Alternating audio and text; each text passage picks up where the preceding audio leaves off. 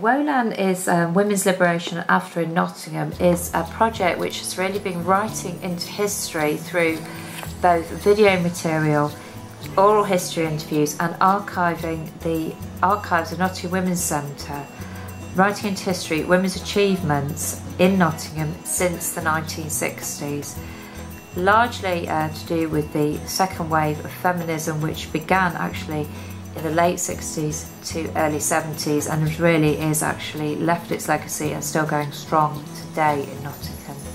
We've had a wonderful heritage lottery funding which has allowed us to really celebrate and achieve the great things, actually outreaching on the project to people, teach them all about some of the fantastic achievements of Nottingham women today. Together through the project, which is really, really nice.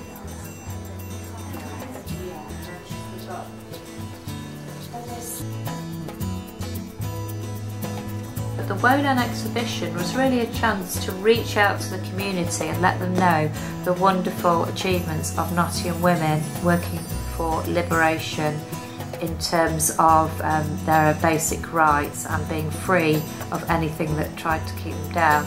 And we've got a wonderful timeline here to show that all the way from now back into the 1950s.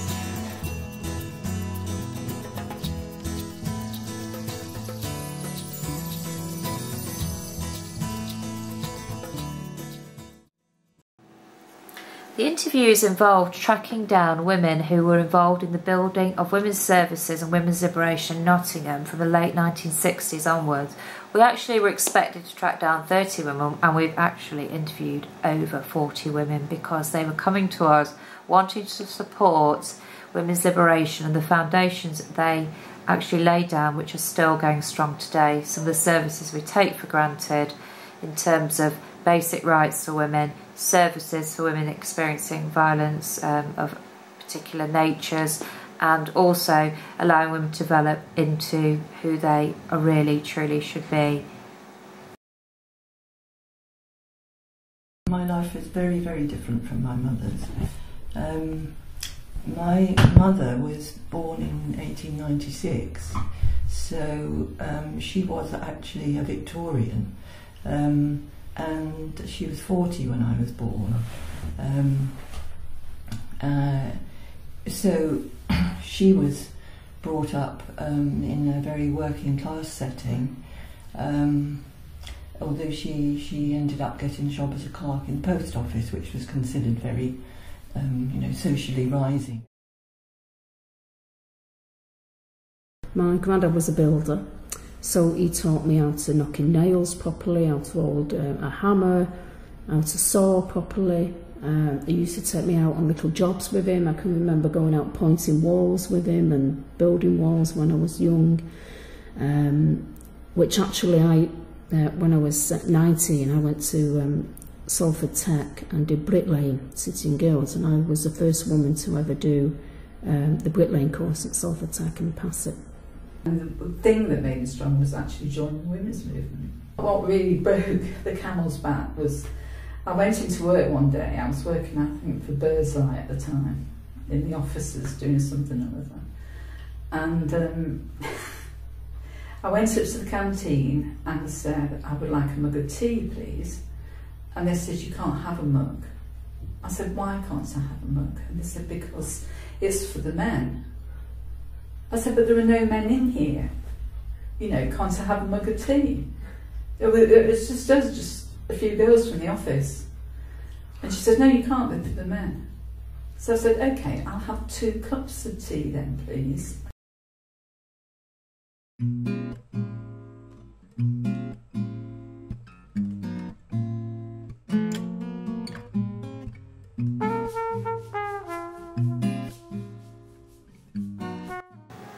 The storytelling event with School and Story of Art at the Malt Cross was really an opportunity for us to celebrate the wit and wisdom of older women.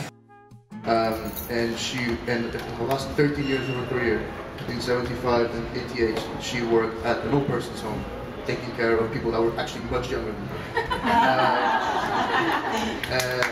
And yeah, she's a massive inspiration, and so always keep going. And it's never about age or anything else. It's just what you want to put people in.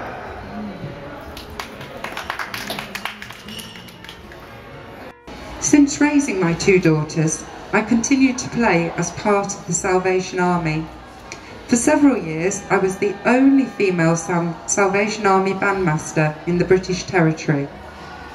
I have taught privately, in schools, and been a band leader in Saturday morning music schools, similar to that in which I started for many years. Our volunteer Ruth was 96 on the 8th of March, and we celebrated her birthday and the wisdom of older women. She was actually our outreach officer for elders in the community. Happy birthday to you.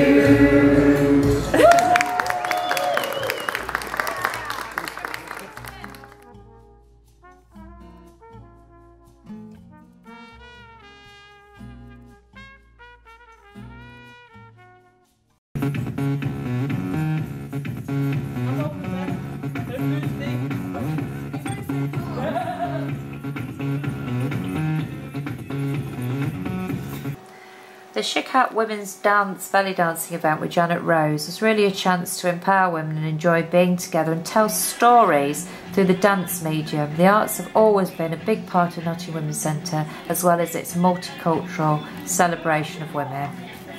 He's nice and soft all the time, go round his way. So we're going to start to work on getting loose.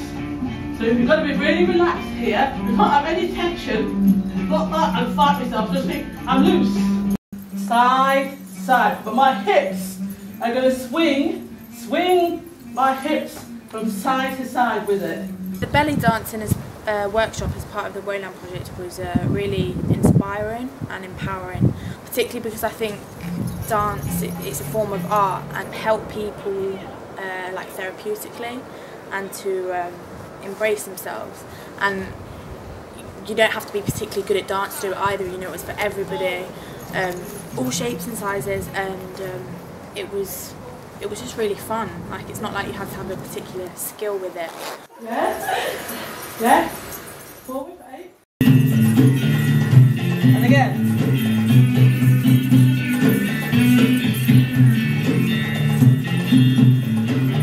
And then we might go round on. Other way. Yeah? Yeah? Yeah? No, look. Now look. Coming forward. Back.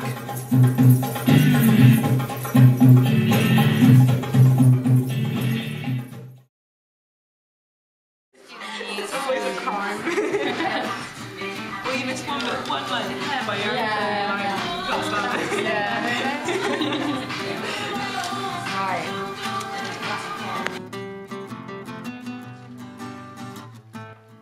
I think that the zine project has been really helpful in the sense of we've been able to give young girls a voice and somewhere where they can have a rant and have a discussion with other people, because we're going to hand them out for free. We're going to reach an audience that's come to see an exhibition about women's history, but also we can continue our history and show that we have other things to talk about, and we need to engage in a new conversation with women and find out what they care about. WoLAN was a zine project by Rose Asher, a WoLAN volunteer, to produce a magazine detoxing against media images objectifying women. It's 150 copies sold out within weeks.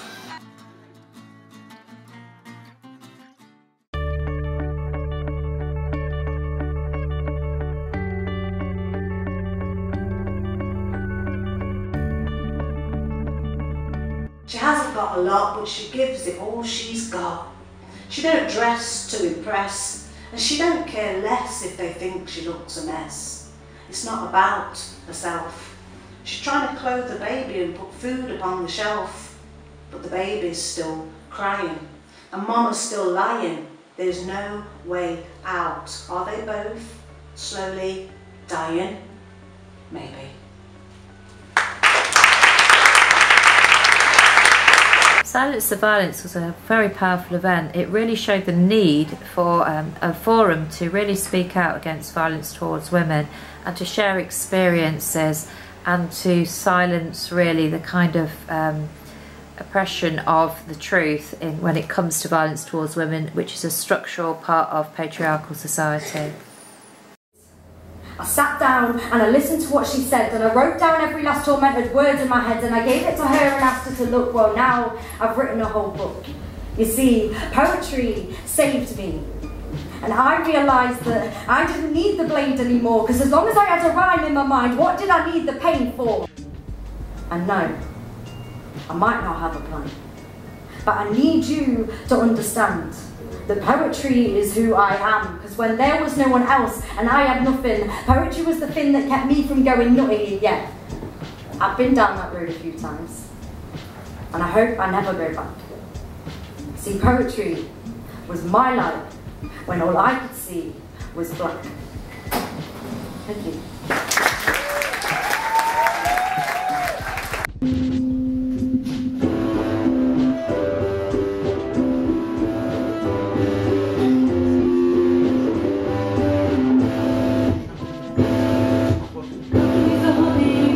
Unnecessary. Buying is addiction, buying what you don't need or want because they tell you to want the things you cannot have. The rich are getting richer. Silence the Violence was a really good event. It allowed a lot of women to come together and talk about their experiences of violence towards women, but they were able to do it in a creative way. So there were things like poetry, and myself, I was singing along with another woman, and it was really empowering because everyone was really supportive of each other. Tell you must pay more to clear the debts. Fortune's great, you just want to fit in, don't be blind to reality. Countries run on capitalist fun, instead they keep those earning. I think for me the really exciting thing about the project has been the way that it's grown organically. So we had some clear aims for the project, outcomes that we had to meet for the lottery, for the Heritage Lottery. But what's been interesting is all the things that have been added around the edges and how far we've surpassed those targets that we've set for ourselves. So a lot of creative activities that allowed women to express how important some of these projects have been, how important women's spaces are. And that's been a kind of added extra project that goes far beyond the archiving and the talking about what was and what was created. It's about why we need to protect it for the future. Because underneath all of this there's a theme about the importance of women's spaces, the importance of women only working, and that's what the women in the 70s were fighting for. They could understand its importance, and it's really important that we hang on to that theory now and understand how it impacts on women's lives. And I think we've seen that through the activities of WoLAN. The WoLAN project has had a great impact on the city of Nottingham and has been the talk of the town. It's involved over 100 volunteers from all walks of life, helping raise awareness of the fight for gender equality and the energy and heroism of the women that fought for basic rights we enjoy today. As one of our interviewees said, we've still got a long way to go, so we look forward to seeing more of this.